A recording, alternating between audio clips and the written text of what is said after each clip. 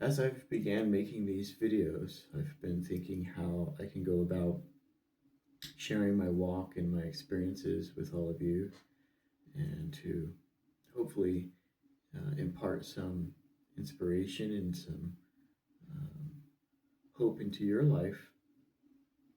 And I realized that coming up with daily video might be kind of difficult.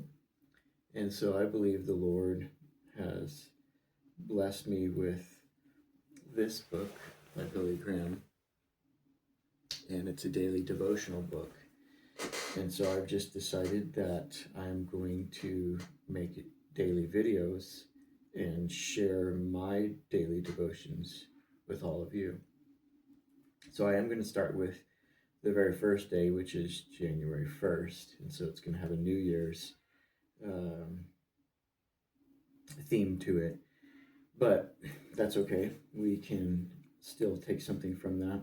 And I hope that you get as much from all of this as I do. And through the days that you'll learn a little bit more about me, and through your comments, I can learn a little bit more about you.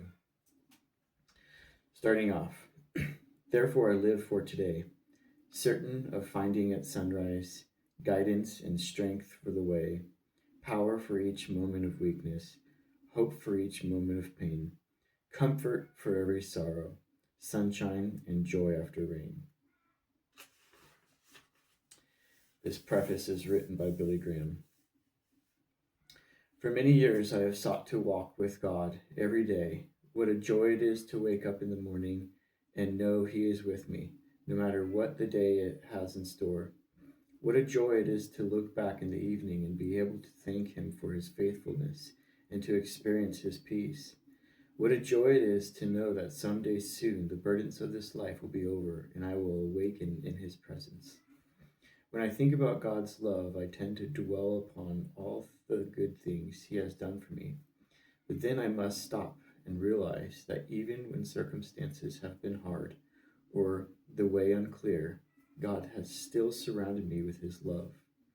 God's love is just as real and just as powerful in the darkness as it is in the light. And that is why we can have hope. Every day I turn to the Bible to give me strength and wisdom for the day and hope for the future. Its words have seen me through good times and bad, through times of happiness and grief, health and sickness, victory and disappointment. God's word can do the same for you. May God use these daily selections to encourage you and give you hope. May they also challenge you both to live more fully for Christ each day and to trust His great love, no matter what comes your way. And so here is the first day of our devotion. This is in Haggai 1:5.